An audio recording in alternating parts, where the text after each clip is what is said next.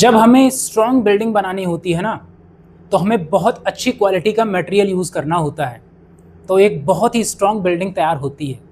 उसी तरह से जब आप कोई टेंस सीखते हो, जैसे कि हम अब प्रेजेंट कंटिन्यूअस टेंस सीखेंगे, सिर्फ स्ट्रक्चर आइडेंटिटी जान लेने से आपकी इंग्लिश स्ट्रॉन्ग नहीं होगी। इस स्ट्रक्चर में, इस टेंस में बहुत खूबसूरत वर्ड्स होते हैं जिनको यूज़ करके आप नेचुरल और जेन्युइन इंग्लिश बोल सकते हो। चलिए आपको सबसे पहले बताते हैं कि आप इस चैप्टर में क्या क्या सीखने वाले हो। सबसे ज़रूरी चीज़, जब आपके सामने के स्ट्रक्चर होता है तो स्ट्रक्चर में यूज़ होने वाली जो हेल्पिंग वर्ब होती है वो किन किन सब्जेक्ट के साथ आती है, ये अच्छे से क्लियर होना चाहिए। नंबर 2, सिर्फ अफर्मेटिव नेगेटिव सेंटेंस से इंग्लिश आप कंप्लीट नहीं बोल सकते हो, उसमें 4 तरह के क्वेश्चंस भी बनते हैं और ये भी उतने ही फ्लुएंट आने चाहिए जितने आपको अफर्मेटिव नेगेटिव सेंटेंस बनाने आते हैं। ये गलती होती है कि अफर्मेटिव नेगेटिव सेंटेंस बनाकर बच्चा सोचता है कि मुझे ये टेंस समझ आ गया, मैं बोल लूँगा, तो बच्चे को बहुत स्ट्रगल करनी पड़ती है।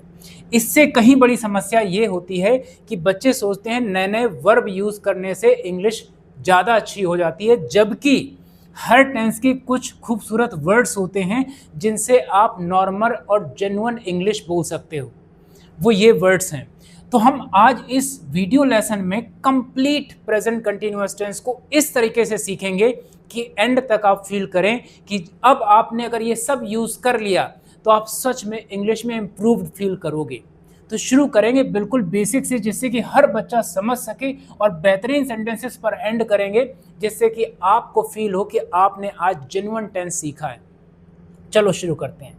किसी टेंस को पहचानना है मुझे हिंदी से, तो पहचान क्या है? रहा है, रही है, रहे हैं, रहा हूँ, रही है, सेंटेंस के लास्ट में आएगा। आप प्रेजेंट कंटिन्यूअस टेंस पहचान लेंगे।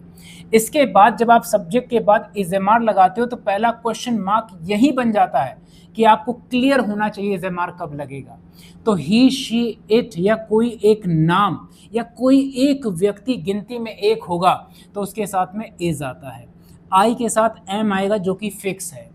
यू के साथ आर, वी के साथ आर, दे के साथ आर आएगा, और गिनती लगाओ, अगर वो प्लूरल सब्जेक्ट है तो आर लगेगा। आपको ये तीनों बातों पे स्ट्रांगली बिलीव करना है और इस नॉलेज के साथ आगे बढ़ना है, क्योंकि अब आप सेकंड स्टेप में स्ट्रांग हो जाएंगे। अब सबसे ज़रूरी बात, जहाँ पर बच्चों को लगता है कि बस एक स्ट्रक्चर सीखकर कुछ एग्जाम्पल बनाकर इस पर हम बहुत अच्छी पकड़ बना सकते हैं, जो कि गलत है। आपको सिर्फ टेंस जानना नहीं है, आपको इंग्लिश में बोलना है। तो बोलने के लिए अफर्मेटिव सेंटेंस सीखा आपने, सब्जेक्ट के बाद इज़ेमार आता है, वर्ब में आईएनजी लगेगा, ऑब्जेक्ट लगेगा, इनफ। लेकिन अब नेगेटिव सेंटेंस आएगा। जो नेगेटिव सेंटेंस बनता है इज़ेमार, जो ये हेल्पिंग वर्ब होती है, बस इसी स्ट्रक्चर को दोबारा से लिखेंगे और नॉट लगा देंगे, आपका नेगेटिव स्ट्रक्चर तैयार हो गया। आपको अलग से रट्टा नहीं मारना, इसका समझ लो। क्या समझना है? इज़ेमार के साथ नॉट लगेगा। अब हमें क्वेश्चंस बनाने हैं तो इज़ेमार पहले लगा देंगे, बाकी जो बचा है बाद में लिख देंगे। बस देखो, पूरे शब्द वही हैं, बस इज़ेमार पहले आ गया, बाकी सब्जेक्ट V1NG प्लस ऑब्जेक्ट। अब इसका नेगेटिव बनेगा सब्जेक्ट के बाद, इसी स्ट्रक्चर को फिर से लिखेंगे, बस सब्जेक्ट के बाद नॉट लग जाएगा और आपका 4th नंबर का स्ट्रक्चर कंप्लीट हो गया। अब इस स्ट्रक्चर को पूरा लिखेंगे, बस यहाँ पर WH सबसे पहले लिख देंगे और पूरा स्ट्रक्चर देखो, इज़ेमार है, सब्जेक्ट है, V1NG प्लस ऑब्जेक्ट। एक स्ट्रक्चर से सारे बनते चले जा रहे हैं। बच्चों की सबसे बड़ी प्रॉब्लम, उनको लगता है रट लो, नहीं, समझ लो। पूरी इंग्लिश एक जैसी लगेगी, आपको लगेगा बस मुझे हेल्पिंग वर्ब और वर्ब बता दो, मेरा काम हो जाएगा। देखो, अब इसी में जो ये स्ट्रक्चर बनाया है, फिर से सब्जेक्ट के बाद नॉट लगा देंगे, हमारा 6th नंबर का स्ट्रक्चर बन गया।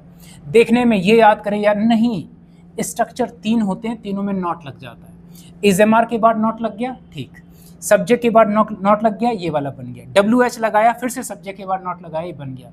6 स्ट्रक्चर कंप्लीट हो गए। इंग्लिश भी इसी तरह से ट्रांसलेट होगी। अब हिंदी को समझो।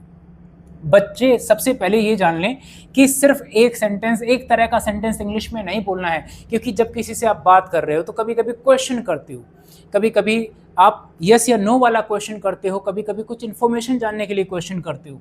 ये सिर्फ इन्फॉर्मेशन देने के लिए है, अफर्मेटिव सेंटेंस बनाने के लिए। मैं अंग्रेजी सीख रहा हूँ, इसी में नहीं डाल दो मैं अंग्रेजी नहीं सीख रहा हूँ, नेगेटिव हो गया। पर हम नेगेटिव में कुछ अलग ले लेते हैं। वह झूठ नहीं बोल रही है, तो नहीं डाल दिया, बस ये नॉट बढ़ जाता है। अब मुझे क्वेश्चन बनाना है। इस सेंटेंस में देखो, क्या मैं अंग्रेजी सीख रहा हूँ, आपका इंट्रोगेटिव सेंटेंस हो गया, पर हम नए वर्ब के साथ कंप्लीट करेंगे। क्या तुम मुझसे बात कर रहे हो, सेंटेंस देखो कहाँ से शुरू हुआ, क्या से। क्या इसकी इंग्लिश व्हाट लिखेंगे, कभी नहीं। जब क्या से ही सेंटेंस शुरू होता है तो इंग्लिश हेल्पिंग वर्ब से शुरू होती है। अब इसी सेंटेंस में अगर हम नहीं डाल देते हैं तो वो वाला सेंटेंस बन जाएगा, क्या तुम मुझसे बात नहीं कर रहे हो, पर हम यहाँ पर अलग वर्ब लेंगे। क्या वे आवाज नहीं उठा रहे हैं। अब देखो, एक सेंटेंस हमने लिया, मैं अंग्रेजी क्यों सीख रहा हूँ, मैं अंग्रेजी कहाँ सीख रहा हूँ, कैसे सीख रहा हूँ, बस कोई एक WH फैमिली का वर्ड डाल देना है। तुम आजकल क्या कर रही हो, क्या यहाँ पर भी आया है, पर इसकी इंग्लिश पहले आएगी व्हाट, उसके बाद इसकी इंग्लिश बनेगी। अब इसमें बस नहीं और जोड़ देना है क्वेश्चन वर्ड के साथ, क्यों नहीं, जय सच क्यों नहीं बोल रहा है। बस ये 6 स्ट्रक्चर होते हैं, यही 6 तरह के सेंटेंस होते हैं। इंग्लिश बना लेते हैं, मैं अंग्रेजी सीख रहा हूँ तो आई एम लर्निंग इंग्लिश। मैं अंग्रेजी नहीं सीख रहा हूँ तो I am not learning English. गलत क्या होगा, I not am learning English, या I am learning not English, या I am not learn English. ING लगाना भूल गए। बस यही गलतियां होती हैं, और ये जल्दबाजी में होते हैं। जब कोई सही ढंग से कोई चीज़ नहीं जानते हैं, सीखते हैं, तब ये गलतियां होती हैं। वह झूठ नहीं बोल रही है, लड़की है तो she is not lying, she is not lying, not हटा देते हैं। वह झूठ बोल रही है तो शी इज़ लाइंग, बस वही सेंटेंस होता है, बस नॉट लग जाता है। क्या तुम मुझसे बात कर रहे हो, देखो कितना आसान है। क्या तुम मुझसे, तुम यू आ गया, यू आ गया यहाँ पर, are you talking to me, क्या तुम मुझसे बात कर रहे हो। क्या तुम मुझसे बात नहीं कर रहे हो, are you not talking to me. आपको पता है सब्जेक्ट के बाद नॉट लगता है, तो इसी को नेगेटिव बना लो। अब हम अगला सेंटेंस बनाते हैं। क्या वे आवाज नहीं उठा रहे हैं, वे मतलब they, are they not raising voice, are they not raising voice. अब नहीं छोड़ के पढ़ते हैं, क्या वे आवाज उठा रहे हैं, are they raising voice. Simple, वही सेंटेंस होते हैं, बस नहीं लग जाता है। तुम आजकल क्या कर रहे हो, तो अभी इसमें क्या आएगा, what are you doing nowadays, what are you doing nowadays. Question में बच्चा सबसे कॉमन गलती पता है क्या होती है, what you are doing nowadays. Question word के साथ हेल्पिंग वर्ब आती है, स्ट्रक्चर में साफ साफ लिखा हुआ है, लेकिन वही है, इसकी सबसे ज़्यादा प्रैक्टिस बच्चों की इन दोनों लाइनों की होती है। इसीलिए वो जब किसी से बात करते हैं तो वहाँ झिझक आ जाती है, क्योंकि बात करने में क्वेश्चन आंसर भी करने होते हैं, और वहाँ पर सब्जेक्ट के साथ सिर्फ इज़्ज़ेमार लगाने में दिक्कत आ जाती है, और फिर नर्वसनेस आ जाती है, फिर हम बोलना छोड़ देते हैं। जय सच क्यों नहीं बोल रहा है, वाई, जय एक व्यक्ति है तो why is Jay not, why is Jay not speaking truth, why is Jay not speaking truth, या द ट्रूथ भी लिख सकते हैं। इस तरह से आपके सारे स्ट्रक्चर एक एक एग्जाम्पल के साथ कंप्लीट हो गया। पर ये सिर्फ स्ट्रक्चर समझने के लिए है, और यही गलती हो जाती है, बच्चों को लगता है एक एक सेंटेंस बना लिया, अभी तुम अलग और इंग्लिश अलग है। अब हम लेकर आते हैं तुम्हें और इंग्लिश को एक साथ। वो कैसे आएंगे आप देखो, ये वर्ड्स को बहुत साधारण वर्ब हैं, अगर आप पढ़ोगे तो बहुत साधारण वर्ड हैं, पर जब इंग्लिश में डालोगे तो आपको जेन्युइन और ओरिजिनल बना देंगे। कैसे, देखो पहले मीनिंग जान लेते हैं। अभी, नाउ, इसी समय, राइट नाउ, इस समय, एट द मोमेंट, वर्तमान में, करंटली, अभी भी, स्टिल, आजकल, नाउ डेज, आज, टुडे, इस सप्ताह, दिस वीक, इस महीने, दिस मंथ, इस साल, दिस ईयर, इस सुबह, दिस मॉर्निंग, इस शाम, दिस इवनिंग, इस रात, दिस नाइट। आप बना सकते हैं बहुत सारे वर्ड। इन दिनों, दीज डेज, देखो, लुक, सुनो, लिसन। मेरे 2 फेवरेट। आपको पता चलेगा प्रेजेंट कंटिन्यूअस टेंस कितने अच्छे सेंटेंस बना सकते हो आप, लेकिन बच्चों को सिर्फ लगता है he is going, she is playing, I meeting, बस ये सेंटेंस होते हैं, आ गए और इनफ। नहीं, शुरू करते हैं जेन्युइन ओरिजिनल सेंटेंसेस सीखना। पहला वर्ड है नाउ, मीन्स अभी।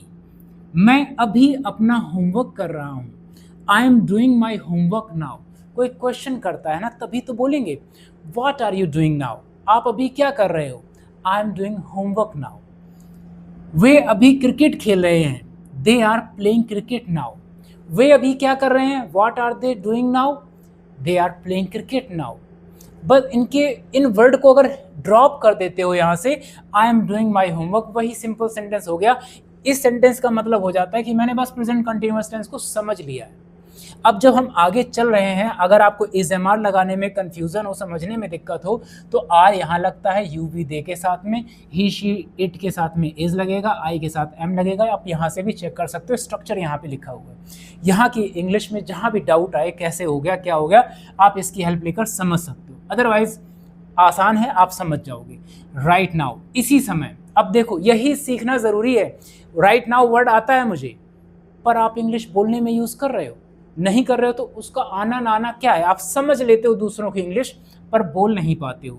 मैं इसी समय आ रहा हूँ, I am coming right now. जब किसी को अर्जेंट बुलाते हैं कि जल्दी और तुरंत आओ, तो इंग्लिश में I am coming right now. मेरा दोस्त इसी समय प्रश्न का उत्तर दे रहा है, my friend is answering the question right now. तो राइट नाउ का यूज़ देखो, मैं आपको लिए सिर्फ 2 एग्जाम्पल यहाँ पर लिखा हूँ, मैं और एग्जाम्पल ले सकता था। मुझे लगता है कि आपको सबसे पहले जानने की ज़रूरत है कि कितना बड़ा बदलाव कुछ वर्ड आप टेंस में डाल दोगे और हो जाएगा इंग्लिश में, और यही चाहिए। बाकी एग्जाम्पल आप खुद प्रैक्टिस करो। एट द मोमेंट, इस समय, इस समय, जैसे हम इस समय बोलने का अभ्यास कर रहे हैं, we are practising speaking at the moment. आपसे क्वेश्चन है, what are you doing at the moment? I am watching your video at the moment. Correct, at the moment, ठीक उसी समय जिस समय बात हो रही है। वह इस समय दोपहर का खाना बना रही है, she is preparing lunch eight the moment. अगर आपने एट द मोमेंट हटा दिया तो ये वो बेसिक सेंटेंस बन जाएगा जो प्रेजेंट कंटिन्यूअस टेंस को समझने के लिए सीखते हैं, पर रियल स्पीकिंग इस पे नहीं होती है। आगे देखो, करंटली, वर्तमान में। सबसे पहले मैं आपको एक सेंटेंस बताना चाहता हूँ। जैसे जिन बच्चों का 10+2 हो चुका है, उनके इंट्रोडक्शन में एक लाइन आती है, currently I am pursuing my BA, BCom, BSc, इस तरह से करंटली वहाँ यूज़ करते हैं क्योंकि वो प्रैक्टिस कर लेते हैं। पर करंटली और भी यूज़ होता है, आप अपनी इंग्लिश में भी तो डालो। मैं वर्तमान में अपनी परीक्षा की तैयारी कर रहा हूँ, I am currently preparing for my exams. वे वर्तमान में एक प्रोजेक्ट पर काम कर रहे हैं, they are currently working on a project. Normal और जेन्युइन इंग्लिश है।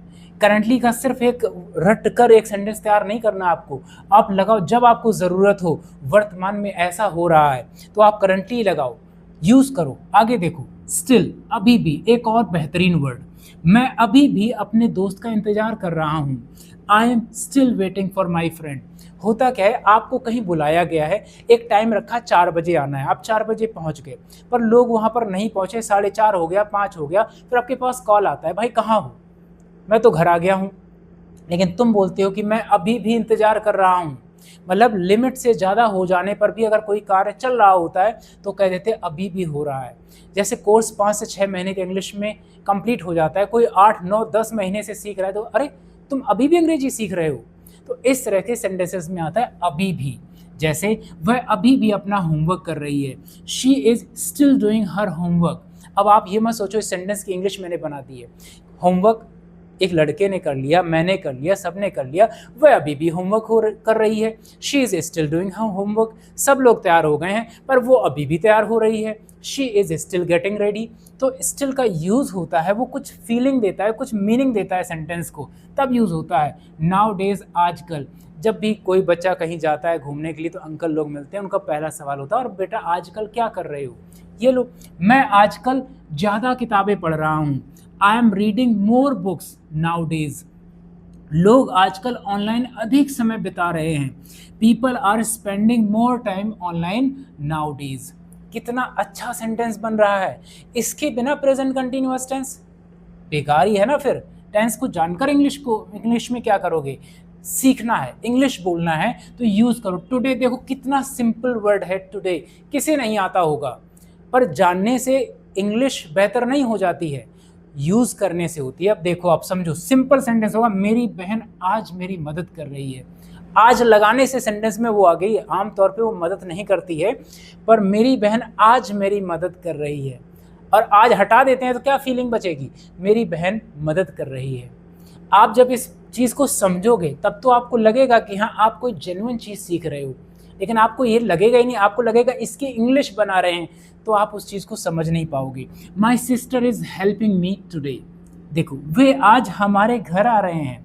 दे are coming to our house today, today लगाने से भी मीनिंग आता है। जो आपको सिंपल लगता है वो एक सेंटेंस को बहुत अच्छा मीनिंग दे देता है। आगे देखो, दिस वीक, आपको बताया था दिस वीक को चेंज कर सकते हैं, तो आप कर लीजिएगा। हम इस सप्ताह अपने दादा दादी से मिलने जा रहे हैं। We are visiting our grandparents this week, मेरा भाई इस सप्ताह इंटरव्यू की तैयारी कर रहा है। My brother is preparing for an interview this week. आगे, दीज डेज, इन दिनों, कितना अच्छा सेंटेंस है, मैं इन दिनों जल्दी उठ रहा हूँ। I am waking up early these days, कभी कभी शेड्यूल में कुछ चेंजेस आ जाते हैं, आप कुछ अच्छा करने लग जाते हो, तो ऐसा थोड़ी है कि मैं जल्दी उठ रहा हूँ, कोई सेंटेंस थोड़ी हुआ। ये है प्रेजेंट कंटिन्यूअस टेंस का असली रूप। वह इन दिनों अपनी अंग्रेजी सुधार रही है। She is improving her English these days. अब आ गया मेरा फेवरेट वर्ड, लुक और लिसन। अब सबसे पहले आपको ये समझना है, जैसे आपने कहा देखो, इसको पहले एक इमोशन में समझो, इसका एक अटेंशन होता है। मैं कहीं पर अपने दोस्तों के साथ खड़ा हूँ, मैंने आसमान में देखा, मैंने कहा देखो पक्षी साथ साथ उड़ रहे हैं। वो देखो एक इमोशन है, वो अटेंशन खींचने के लिए शब्द बोला गया है। जैसे look the birds are flying together, लेकिन अगर आप इसको एक साथ पढ़ देते हो तो वो इमोशन, वो फिर रीडिंग वाला हो गया ना, कि आपने इसको रीड कर लिया है, look the birds are flying. नहीं, आपको अटेंशन देने के लिए अलग से बोलना है। देखो तुम्हारा भाई नाच रहा है, look your brother is dancing. देखो बच्चा मुस्कुरा रहा है, look the baby is smiling. अब यहाँ पर क्या है, एक बच्चा छोटा होता है तो हर कोई नोटिस करता है कि अब उसने कौन सी एक्टिविटी शुरू कर दी है, तो देखो वो ऐसा कर रहा है। तो इस तरह से आपको लुक यूज करना है, और ये जेन्युइन है, जेन्युइन है। आप समझो, बार बार मुझे समझाना पड़ रहा है कि प्रेजेंट कंटिन्यूअस टेंस सिर्फ वो नहीं है कि पहचान, स्ट्रक्चर, 4 सेंटेंस हो गया। आगे देखो, लिसन, सुनो, सुनो कोई बाहर गाना गा रहा है। Listen someone is singing outside. सुनो बच्चा रो रहा है। Listen the baby is crying. सुनो तुम्हारा फोन बज रहा है। Listen your phone is ringing. ये है असली रूप प्रेजेंट कंटिन्यूअस टेंस का। मुझे पूरा यकीन है तुमने बहुत एंजॉय किया होगा और आप इन सारी चीज़ों को यूज़ करने वाले हो। अब आपको बताता हूँ करना क्या है। उन वर्ड्स को एक लिस्ट बना लो, 10 वर्ड नए ले लो, उन सब का यूज़ करो, जानबूझकर अपने सेंटेंसेस में डालो। और ऐसे सेंटेंस सोचो जो अपने फ्रेंड से बोलते हो, जो रिलेटिव से बोलते हो, जिनसे बात होती है उनसे बोलते हो। अगर ऐसा करते हो आप, तो आप सच में अपनी इंग्लिश को इम्प्रूव करोगे इस वीडियो के तुरंत बाद। अब एक और चीज़, अगर आपको एक्सरसाइज चाहिए अलग से या कोई और आपको चाहिए वीडियो के थ्रू, तो आप मुझे कमेंट में बताओ, और ये भी बताओ ये वीडियो कैसा लगा आपको। मैं आपको वीडियो बनाकर और भी दे सकता हूँ आपकी हेल्प के लिए। मिलते हैं अगले वीडियो में।